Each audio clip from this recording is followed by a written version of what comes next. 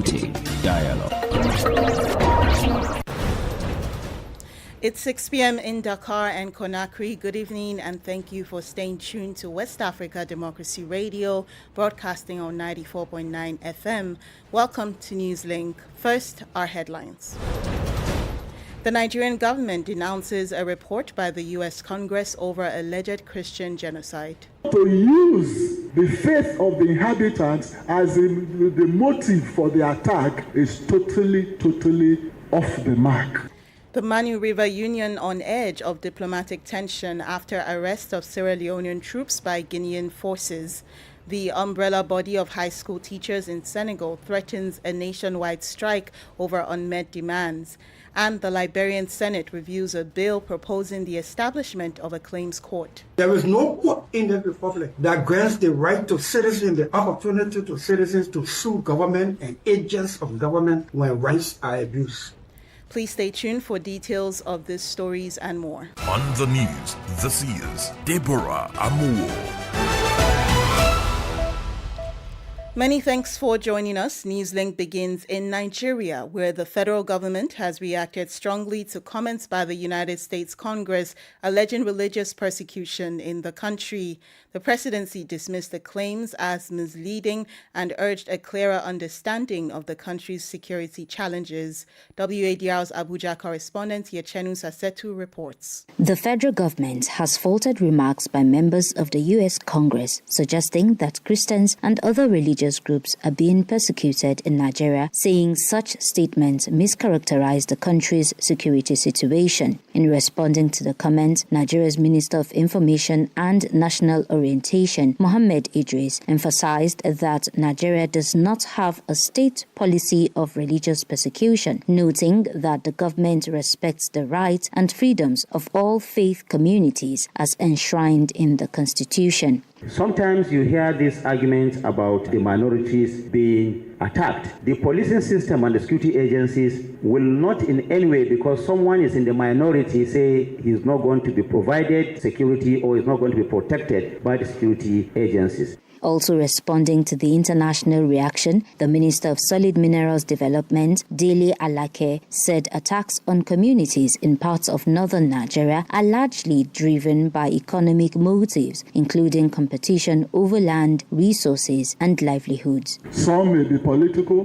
but largely economic. But then, ironically, some of those communities are inhabited by a particular religion. So now to use the faith of the inhabitants as the motive for the attack is totally off the mark. Analysts say while the government's rebuttal may clarify its position for international audiences, the debate highlights the continuing challenges Nigeria faces in combating insecurity and protecting its citizens. For WADR, Yechenu Sasetu in Abuja. Meanwhile, a new police chief has been appointed by Nigerian President Bola Tinubu to lead the police force following the resignation of Kayode Egbetokun. The former Inspector General of Police resigned from his position, citing family concerns. The Assistant Inspector General of Police, Tunji Disu, has now been named by the President as the new Acting Inspector General of Police. In a country already grappling with a plethora of security challenges, will this change have any remarkable impact? Francis Boniface tells us more in this report.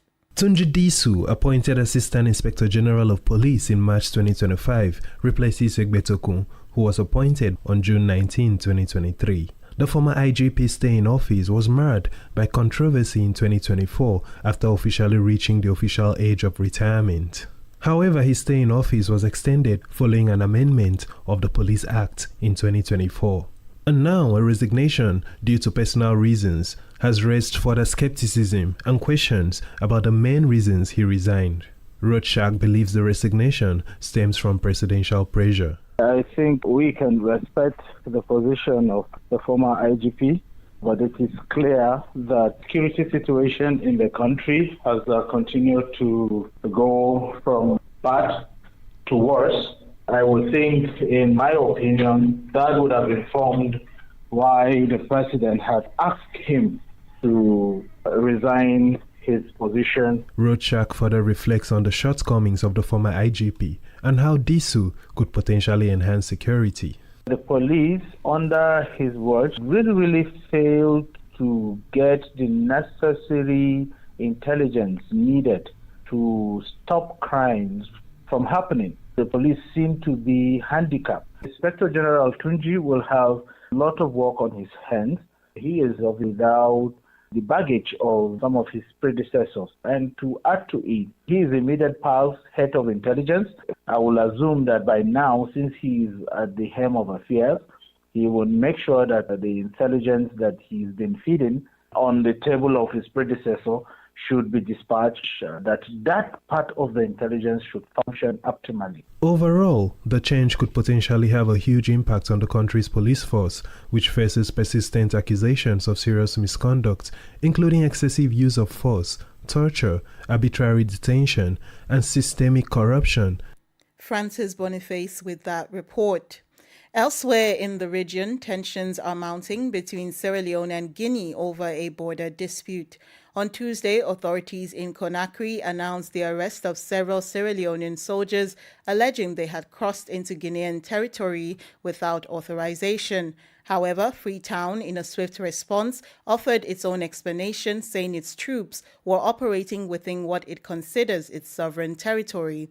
While protesting the arrest, Sierra Leone says it has activated diplomatic channels in a bid to secure the soldiers' release. Abdullahi Hassan reports. According to the Guinean military authorities, several Sierra Leonean soldiers without authorization crossed into Guinean territory, entering the Kudaya district of the Farana prefecture.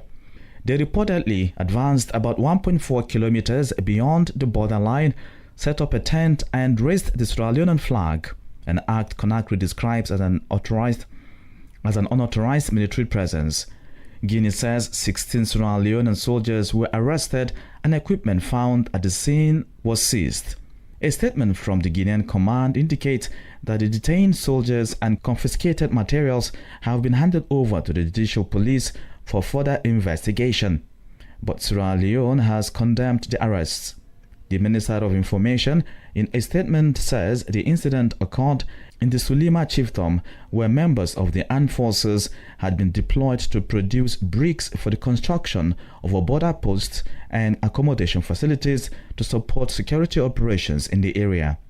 Freetown maintains that the national flag was raised on territory it considers to be under Sierra Leonean sovereignty. Authorities in Freetown say they have activated diplomatic and security channels to locate the detained personnel and secure their safe and unconditional release. They have also referred the matter to regional and sub-regional bodies while continuing consultations aimed at a peaceful, amicable resolution of the border dispute.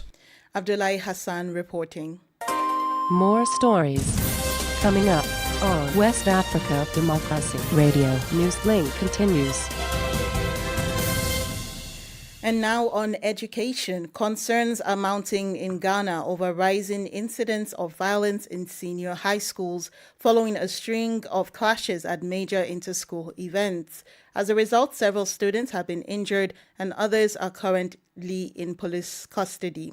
The latest developments have reignited debate about discipline, supervision, and student conduct within Ghana's second cycle institutions. From Accra, Nadede Tete reports. 6 students of Agri Memorial Senior High School are in police custody over the alleged assault and robbery of a final year student of Adisado College in the Central Region. The incident occurred on February 20 at the Cape Coast Stadium during an inter-college sports festival. The victim was reportedly attacked and robbed of his mobile phone and 1,400 CDs. Police say investigations are ongoing. The development came just days after another violent clash at the district school's athletics games in Agona Swedro on February 19, 2026. A student of Obrachere Senior High School was beaten with sticks and pelted with stones by a group believed to be from Swedro School of Business. Videos circulating on social media captured scenes of panic.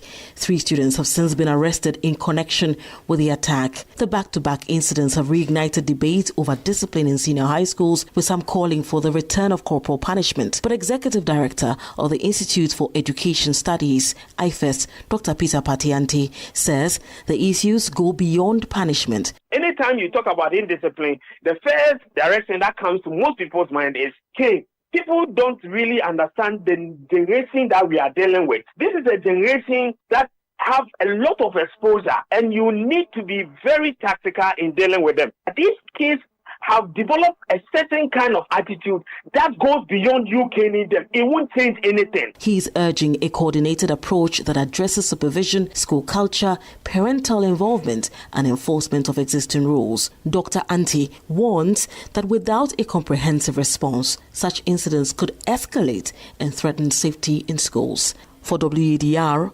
Nadidi Teti, Accra.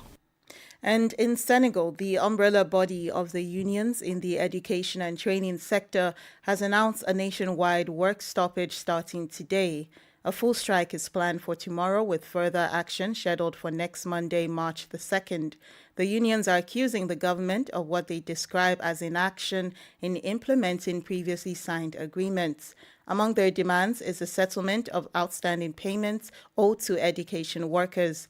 El Haj Malik Youm is the National Secretary General of the Autonomous Union of Middle and Secondary School Teachers of Senegal, SEMS, and he tells us more.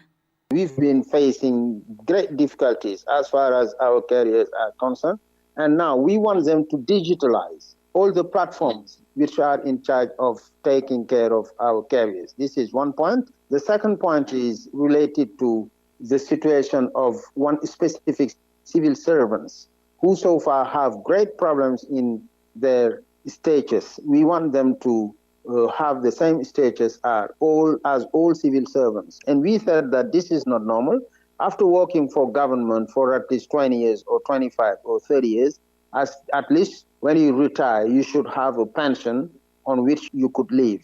The third point is related to, the general pay. We realize that there are some situations that government should sort out related to lack of equity, because teachers suffer more from those situations than other civil servants who are very well paid. And we said that as far as we are in the same administration, now if we have the same qualifications, we should have the same level of payment, at least equity. We don't talk about having the same salaries, wages, but at least equity, and then we should find a solution to that. And finally, the other point is related also to taxes. They pay some debts, but the way they put taxes on the debts is not normal because they take more than they should. El Haj Malik Youm is the National Secretary General of the Autonomous Union of Middle and Secondary School Teachers of Senegal, SEMS. The Liberian Senate is currently reviewing a bill proposing the establishment of a claims court. The initiative seeks to create a specialized judicial unit where citizens and private entities can seek redress against the government for alleged rights abuses.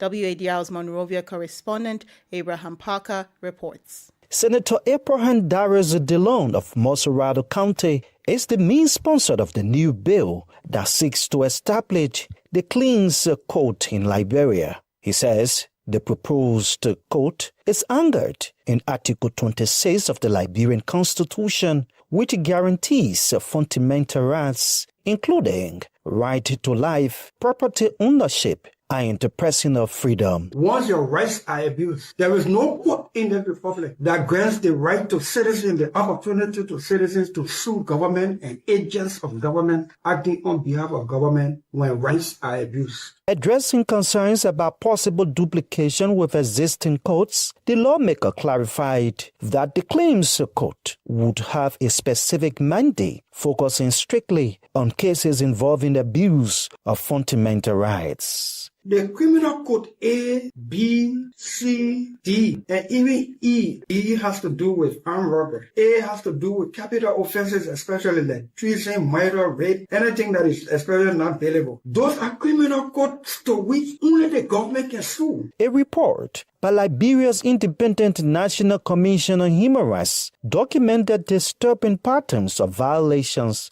including deaths in police custody, disappearances, and other abuses of fundamental freedoms across multiple counties. For Newslink on WADR, Abraham Parker, Monrovia.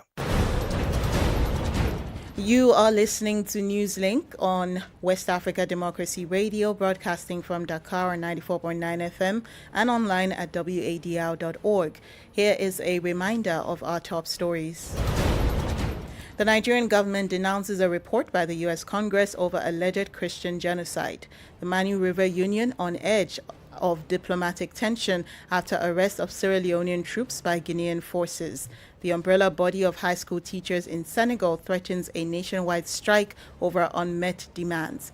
And we still have coming up the press review, the guest interview, and the sports news.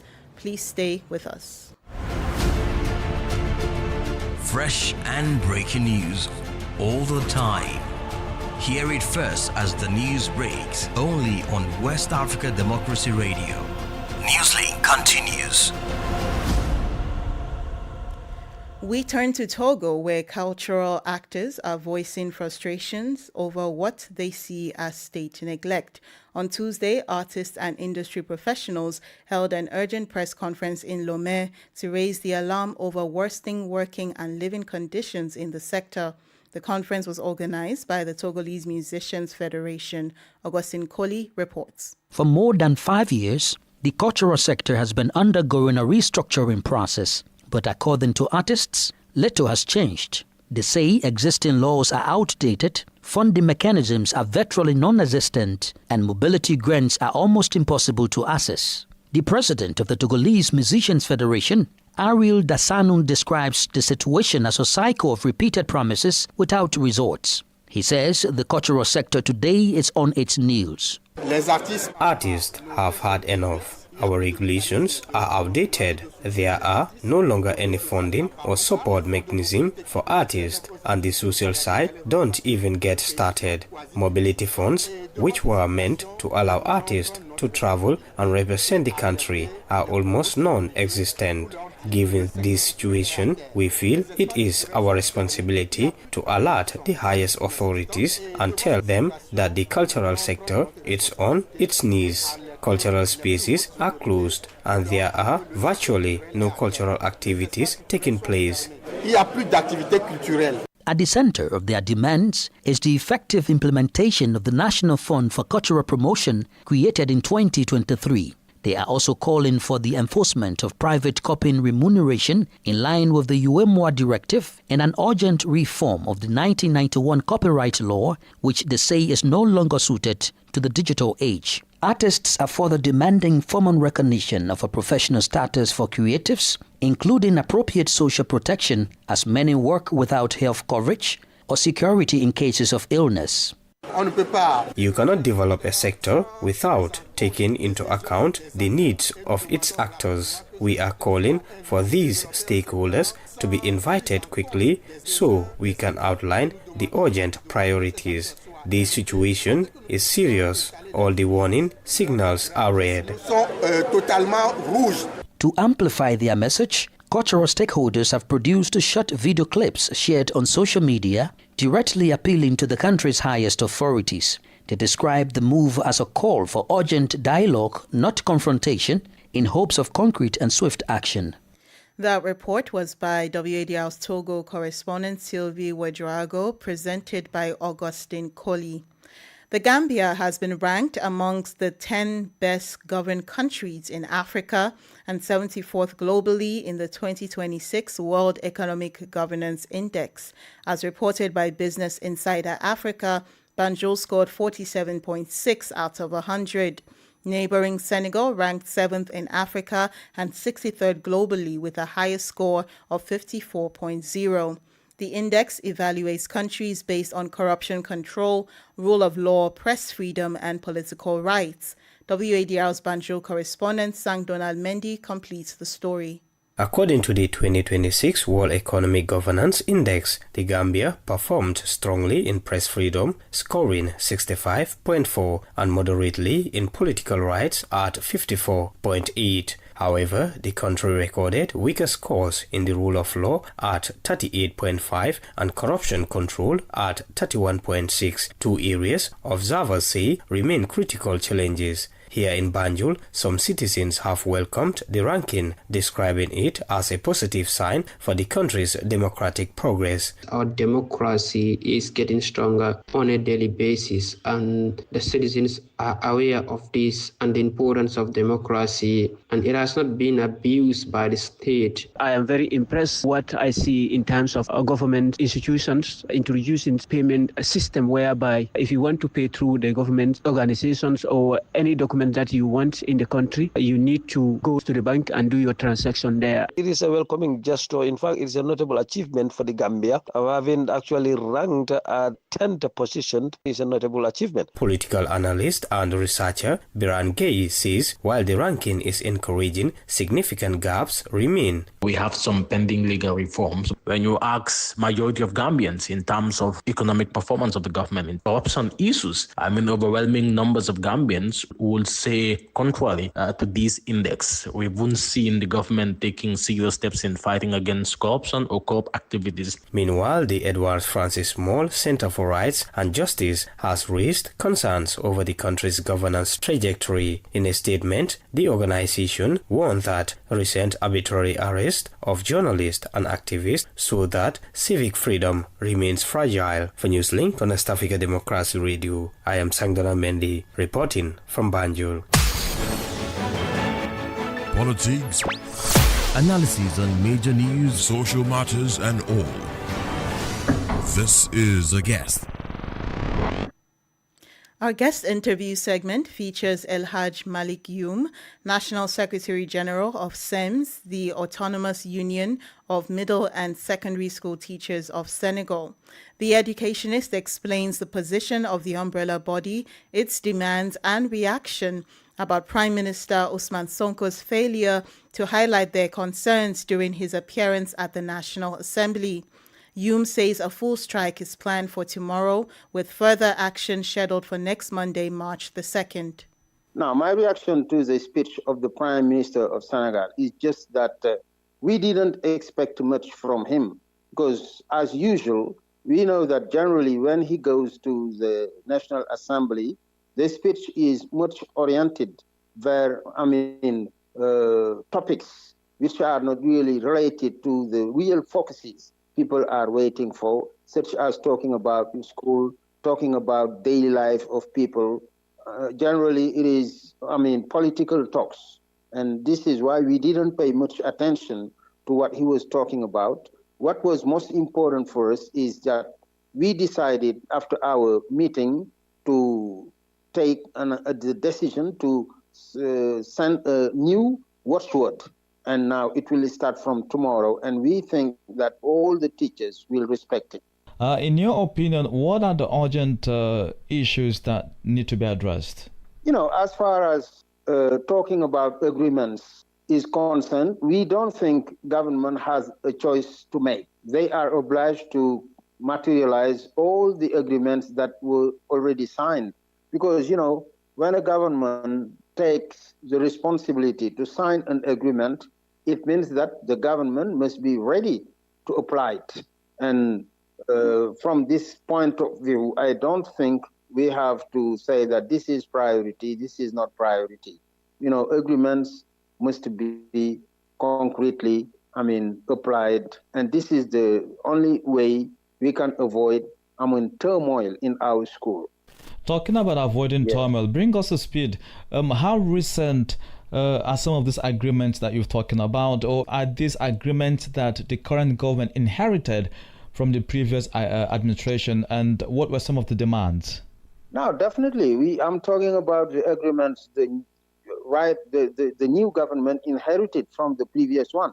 Because, as we talk about administration is just a continuous thing. It does not stop. What the former government has signed involves the responsibility of this government. And in this point of view, they have to apply it. We've been, just in our schools teaching without any problem for at least 2 years. From 2024 up to 2026. And now, after having given them, enough time, 2 years, it's time for unions now to go back and do their job. And our job is to put on the table claims and then they have to bring solutions for, the development of our school. So what are some of the demands still by the association? We've been facing great difficulties as far as our carriers are concerned, and now we want them to digitalize all the platforms which are in charge of taking care of our carriers. This is one point. The second point is related to the situation of one specific civil servants who so far have great problems in their status. We want them to have the same status as all civil servants. And finally, the other point is related also to taxes. They pay some debts, but the way they put taxes on the debts is not normal because they take more than they should. El-Haj Malik Youm is the National Secretary General of the Autonomous Union of Middle and Secondary School Teachers of Senegal, SEMS. And in sports news, Cote d'Ivoire's women's national team will face Benin and Kenya in international friendlies as they prepare for the 2026 Women's Africa Cup of Nations in Morocco. The Elephants begin camp in Abidjan this week with matches set for 28 February and 4th March. Meanwhile, WAFU Zone A has unveiled a packed 2026 calendar headlined by the return of the historic Amilcar Cabral Cup in Guinea this August, alongside several youth and women's tournaments across the region.